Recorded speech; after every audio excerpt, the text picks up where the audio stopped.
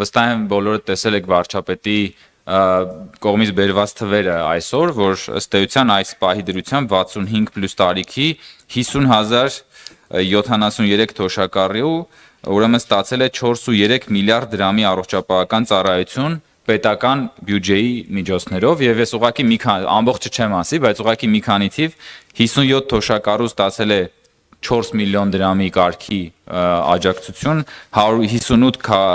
թոշակառու 65 պլյուս ստացել է 2-ից 4 միլիոն ուրեմն ապահովագրություն, 802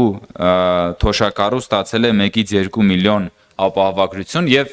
շարունակությունը էլի կա բնականաբար Տիկին Ավանեսյանն ավելի մանրամասն կասի, բայց ես հատկապես այս կտորը խի եմ ասում։ Շատ ժամանակ, երբ որ մենք այս կամ այն ռեֆորմն ենք անում, մեր ընդդիմադիրներն ասում են, իսկ դուք օրինակ հարցրել եք այն տատիկին, որը որ այ հիմա ինքը կանգնելու է այս խնդրի առաջ, Հայաստանի Հանրապետությունում երբևէ մեկ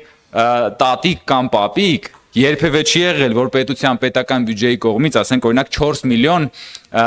գումար ստանա իր առողջապահության համար։ Իսկ հիմա ասենք 57 այս պահի դրությամբ 57 հոգի 4 միլիոն, 158 հոգի 2-ից 4 միլիոն, 802 հոգի 1-ից 2 միլիոն, սա ուղղակի աննախադեպ է։ Երբ որ մեզ քննադատում են, որ թոշակներ չբարձրացնելու կամ այս կամ այն խնդրի մասին, այս թվերը ուղղակի շռնդալից կերպով ցույց են տալիս մեր կառավարության կողմից իրականացված քաղաքականություն եւ ցույց են տալիս, որ մեր հայրենակիցները, մեր քաղաքացիները միայնակ չեն իրենց առողջության խնդիրների հետ։ Նրանք այլևս միայնակ չեն իրենց առողջության խնդիրները կարգավորելու համար։